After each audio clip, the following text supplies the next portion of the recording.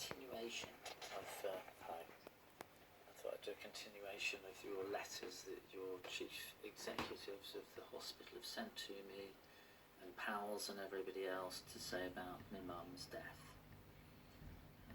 On reviewing your case, I can confirm that pals extensively investigations has been carried out.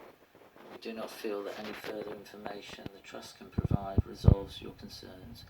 Therefore, we are closing the file, and we will not respond. We will not be responding or acknowledging any further correspondence on this matter. I'm sorry that this is not the outcome that you were looking for. If you remain dissatisfied with the Trust complaints procedure or response, then they're telling me to go to the Parliamentary Health Service Ombudsman. And I've got to say, the Parliamentary and Health Service Ombudsman, the people there are ever so nice. I've spoken to them ever such a lot in the last 2 years, or since June 2020, since I found out about this. And I've spoken to them loads, and they're really nice people. So, you know, you're really nice people in Leeds or wherever it was that I spoke to you from. But when I spoke to them, they said that it doesn't matter whether they can find things that are wrong in the hospital paperwork, they can't go against the coroner.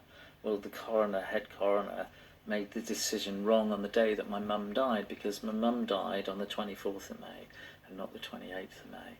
So this is the mortuary witness statement that I put a star there next to the date, because it says there to me the 24th, and to me the 24th because I was there on the 24th and I wasn't there on the 28th of May, because my mum died on the 24th of May, and because the manager, or the site manager, she left as I left the room where my mum's dead body was.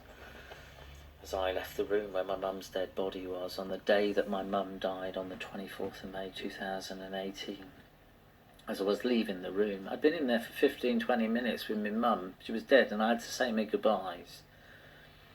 And when I was leaving, I spoke to the manager, the site manager the ward manager, she was the site manager. She sent me a message on Facebook Messenger at 6:47 p.m. I'm going to show you in a minute.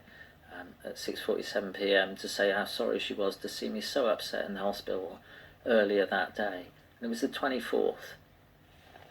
So, and this is the letter that's saying that they're not going to continue to acknowledge anything that I say, and that basically they don't believe what I say, even though I was there on the day my mum died and I wasn't there on the day that they say she died. So this is the letter that I got sent, that came with all the other letters that they sent me from the hospital. On the 10th of October 2020, the Trust converted to an entire electronic system of record keeping all patients' records. All patients' records will be completed online, with a view to little or no use of paper records going forward. In regards to your concerns that dates have been altered in your mother's medical records, we have not been able to find any dates that have been changed. Honestly, you need to get some really thick glasses and have a look properly, because you're just shocking at this sort of stuff. In regards to your concerns that the dates have been altered for your mother's medical records, we have not been able to find any dates that have been changed. Please feel free to have a look on this playlist that I've put up, because I put in several dates that look like they've been changed. They look like they've been changed from 2007, and they look like they've been changed from 2016. They look like they've been changed from all sorts of things.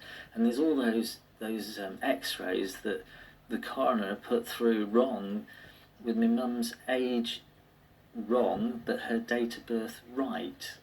Mum was 85 when she died in 2018, and it's got her date of birth on there right, but it's got my mum's age as 83 and my mum was 85. Unfortunately, the photograph you sent pals was not clear, so Mrs. Such and Such contacted the coroner's office to get a further copy in order to decipher the date on the form.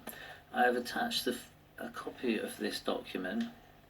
I think it might be this document here, which is the coroner's, the mortuary witness statement, it's got the date the 24th on it. It's got, in no place has it got the date the 28th.